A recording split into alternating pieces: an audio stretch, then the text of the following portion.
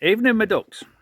I thought after my last upload, give you of the Navara, I thought I'd give you an update on the L200 Stage 3. And all the progress I've made really is doing my chassis rear end just to fit the BC coilovers. And last night I've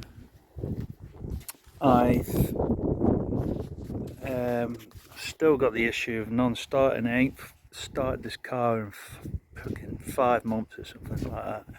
But yeah, I borrowed a compression tester and went down the glow plugs, and just bear with me at the minute.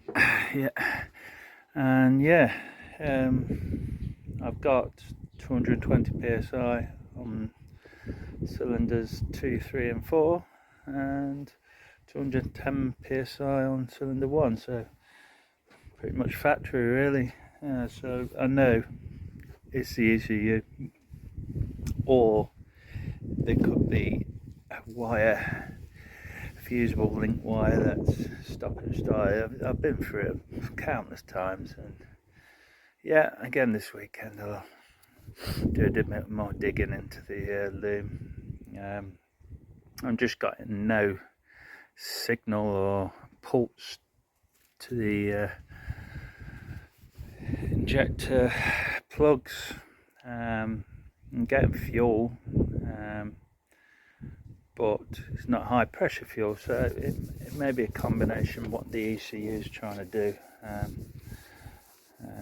I'm going to have a little walk around. I'll switch the video around in a minute, and I can also talk about, I've dropped the fuel tank just for a bit of weight saving, and I now will run a fuel cell which I've upcycled from a boat. Yeah, so yeah, everything's on a budget.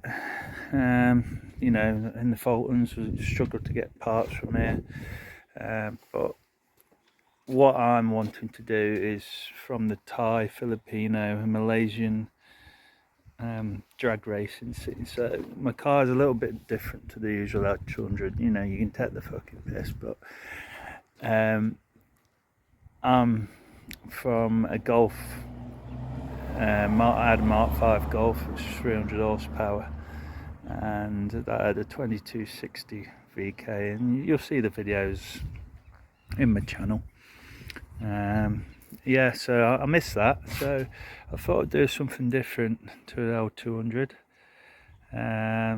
Well, different to the UK scene anyway, but in Thailand they make some fantastic cars. They paint them, they've got stainless everywhere, you know. They obviously they put the graphics on, which is not my thing, but yeah, they make them nice, and they've got proper engineered parts, and I think it's the way to go. And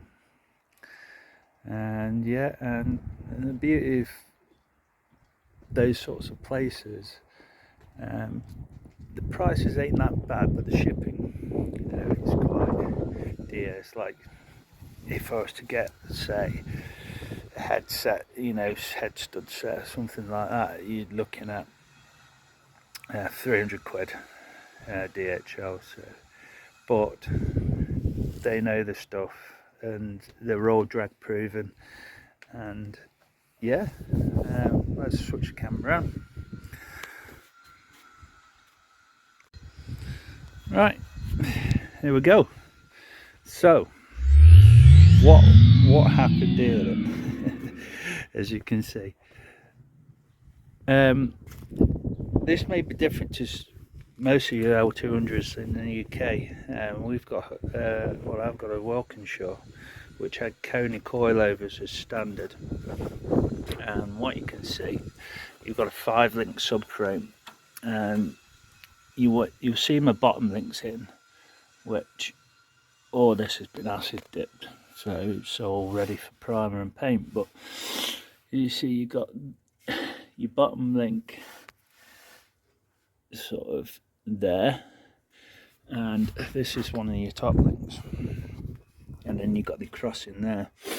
The issue is I'll have to explain on one of the shocks. Right, there we go. Right, so this is a BC rear shock, and it's a proper kit, as you can see here. That B22, whatever that means. But how it comes, you have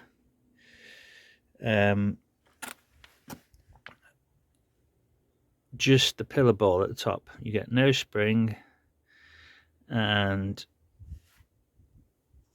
none of all this. No top mount, no bottom post. It's just basically the piston going up to the pillar ball at the top. And here you've got your height adjustment, as any other BC coilover, and not on this one, but on the front you have, underneath this on the front ones, you have your preload adjuster and then a lock, which this one doesn't have at the minute, but they are on the way, and BC will not supply it for this particular thread.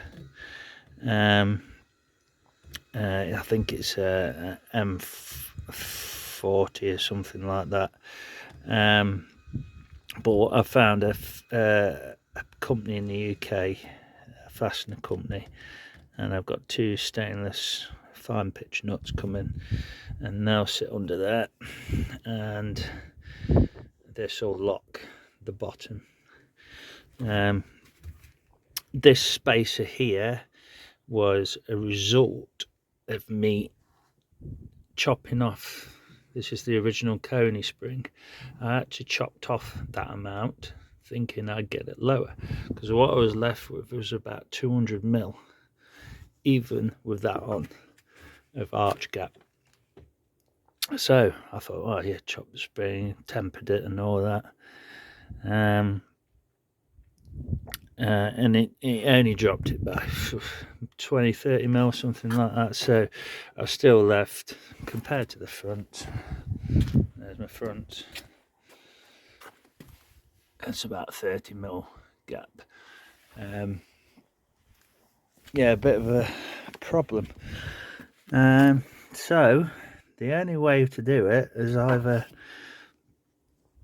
fit a totally custom shock, so it cost me loads of money, and I didn't have that. So what I did, obviously, see, I built the shock from the Coney bottom plate, the Coney top plate, and this had to be threaded down. I think it's an M12 thread, and it had to be threaded down more into there to give it more thread inside, which was not a problem. And then the lock went under there. That's a lock for the top plate, and that's all locked together.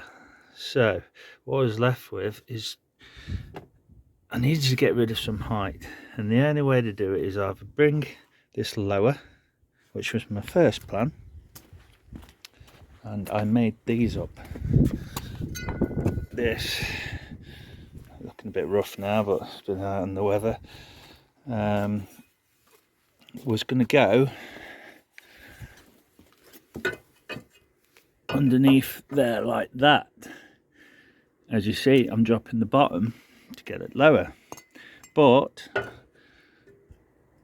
I'd end up twatting it off like that. So I re-jigged and thought the only way I can get this up was to raise. So, but bearing in mind your bed height, and you're looking at my frame now, sits about here. Yeah, so you get that. So I thought, I'm going to have to make some kind of frame up. So this is what I call it. Hopefully you like it. It's solid, it's absolutely solid. And the thing is, I've braced it with the original brace, so coming up and down, and then I've braced above the axle and the brace together as well. Yeah, so, and then you have to, there's these little things you think about, and this is, it was a plate I had to make for the bump stop. As you can see now, I've got no shocks on, it's sitting right down. This is as low as it can go, but it won't sit there. So what I've got, I utilise the front bump stops, which look something like that, because I can't run them on the front, and they'll sit on, they'll sit in between there. As you can imagine, you've got to imagine. Yeah, as I say, it's off the cuff. And there's one more thing I needed, is where the shock sits, it actually sits, now I've lowered it more to the right hand side of this bracket. So what I had to do is use a bushing, which is actually a shock bottom, and I'm going to sit it in there like that. But there'll be a big reveal, and hopefully before Christmas, I'll be able to give a first ride and first impression. But if you guys want to look at my front, yes, this is what happens when you lower it. I may need custom wishbones, we don't know yet, but as you can see now, you have not much. That's your fronts. So that is not maxed out. I've got a 30mm ride, and I'm just gonna, bear with me, I'm just gonna spin round to the back of the wishbone. Excuse my exhaust. No, it's not rusty, it's got acid on it. For a clean up. Don't know if you guys can see there. Please excuse the video. Right. That is the bump stop out. So there's not much travel, but hopefully I can get them stiff enough that it will never hit it. There's a brief look at my exhaust. There you go, side exit. Yeah, that's custom 3-inch from the turbo. But yeah, that's it, guys. Regarding the suspension, all I've got left to do, it's been acid dipped. That's the old red oxide, but the white's actually ammonite. So, but I'm gonna, this is going satin black, the axle's going satin black, and I thought any suspension pieces or related, they're all going to be white, so it'll just pop out really. And when you look from the rear, you'll see the two diagonals, well, the shocks, they'll be sitting in sort of like this. Yeah. And oh, there's one thing I didn't mention. When you lower a car of this kind, with this kind of link setup, what you'll find, you'll go so far and the axle will tilt forwards, and it does it forward. I mean, it's pretty level as I sort of want it, but the only option was is to cut well back together and take 20mm out my top link. Obviously if you put more metal in, the axle would tilt to the rear, and obviously now with 20mm in there, it's come level. Yeah, and that's the my setup. When this is back together, trying to explain where the bump stops are, I'm about 60mm off the bump stop, and that gives a ride height of about, it's a gap of about, for the wheel arch to the tyre, it's a gap of about 70 odd mil. And the gap at the front's 30 odd mil, which means obviously the front's lower, but been reading up, as long as you're in 10%, you're fine. And I think I'll be sort of anywhere between 8 and 9% front to rear. So it's front biased, and I would not be able to get safely the rear axle down anymore. And forgetting the old suspension now, we'll go moving on to my fuel tank. There she is. Like I say, a lot of fucking space under there now. Gone. So all I've got is bloody prop shaft, and that's the way I want to do it, because I'm going to drop a lot of weight out of this. I've got a full containment seat coming. It's 7.5 kilos, and this is where my fuel cell's going to sit, which is in the shed in a minute, but there will be a reveal on that. And here, a similar sort of box frame body, but will be housing the battery, so battery relocation, which is simple. And the boy, when I've got the ISOFIX frame, just like this one, will sit right there. Yep. So he's going to have two buckets. The left one that is going to be a plastic military one, black, and just for weight saving. And as I say, I'm the main driver of this car.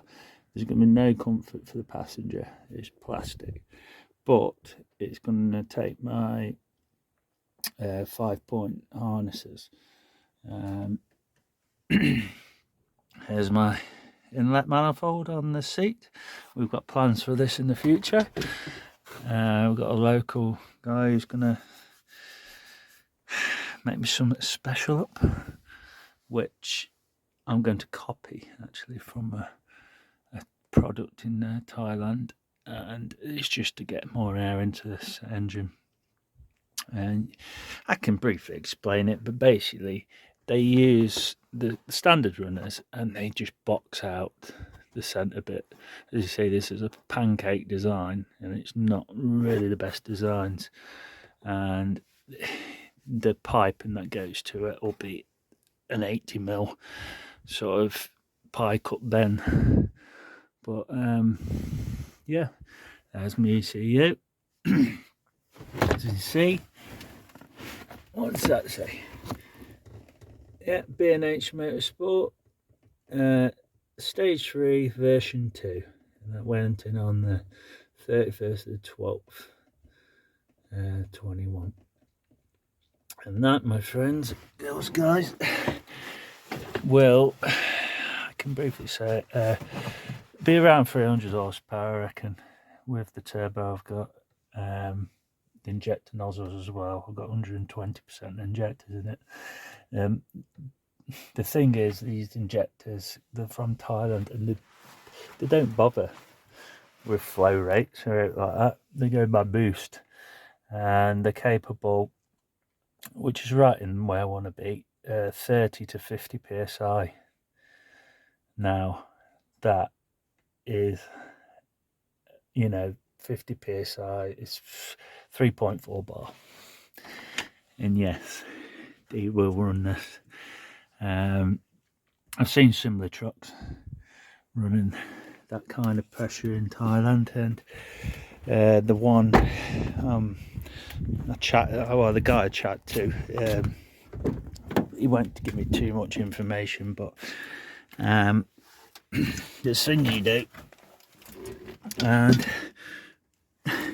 as I say, my gauge is a glow shift gauge. It's a nice gauge. I've got a video on this on my channel. Yes, 60 psi. But what I'm intending to do now, when I get this up and running, I'm only going to be running 36. So up in here, which 2.4 bar, hence about 300 horsepower. And I've got a requested torque of between 600 and 650, but whether it'll do that, I don't know. Probably the gearbox will let me down a bit, but yeah. So but when we come on to, this is one of my buttons from Billet Buttons in Australia. Yes, high boost, so that's a halo button. I'll have a high boost switch, quality product. I am going to be running a proposed 44 psi, that's 3 bar, and that's my base, going to be my base boost, and then I'm going to max these injectors out at 50 psi.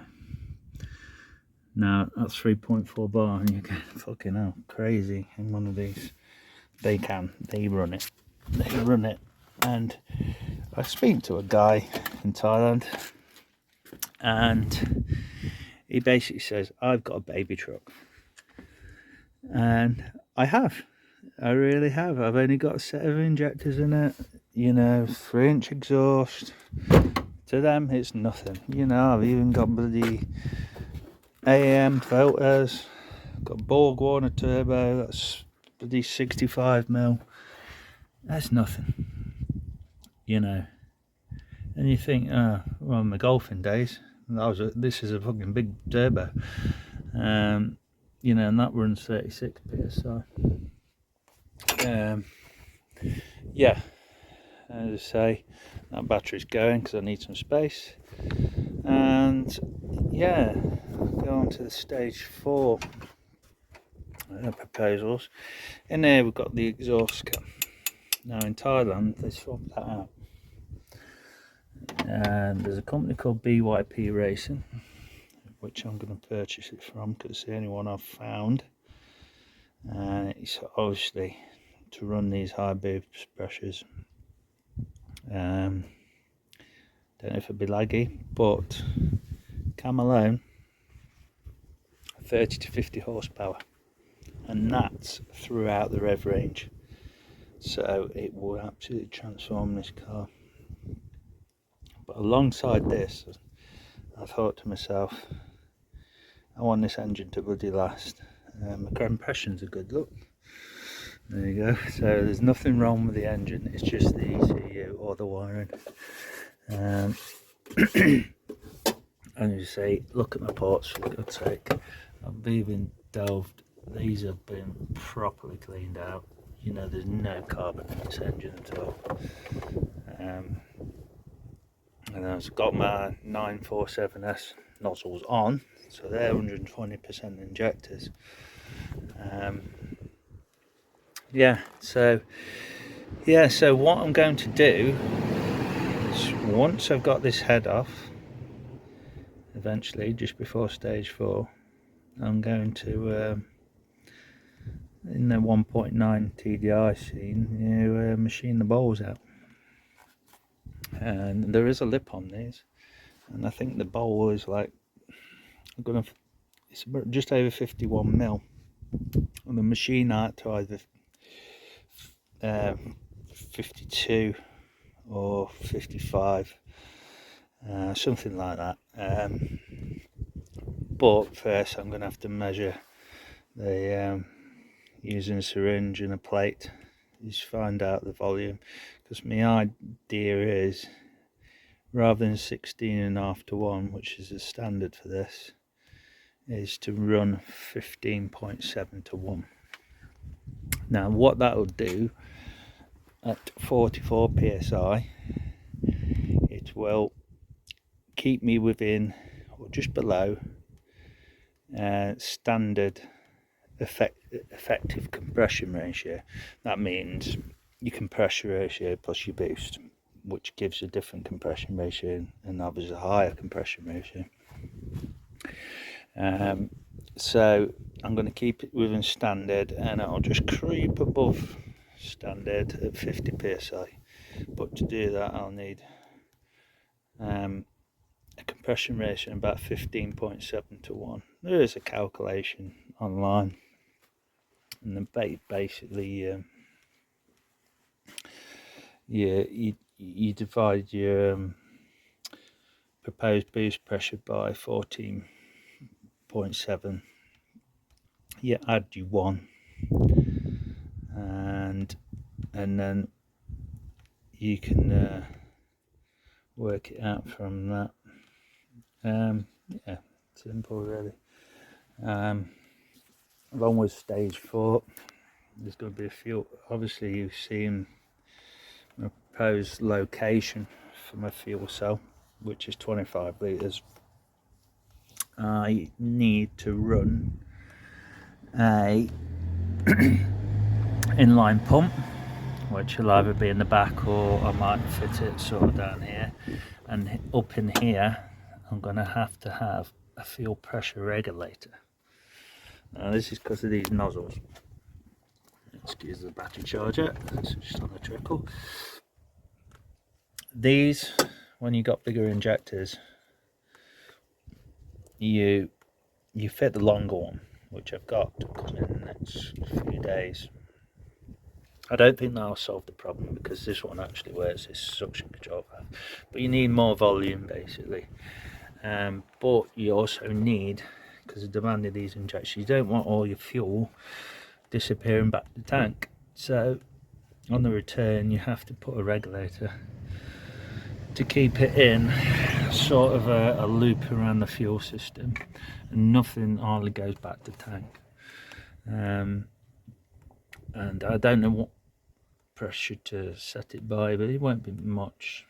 I know 1 bar, well, like 15 psi to 45, I don't know. I have to do a bit more research on it. But you think, well, this little pump here is actually sucking from the bloody tank through the filter. Now I want to eliminate that. I want it to have a positive high flow feed, and I need about 400 litres a minute, which, yeah, it's crazy. Yeah. Alright guys, cheers. If you like my videos, like to see more, please subscribe, and I'll catch you guys in a bit. Cheers, bye bye.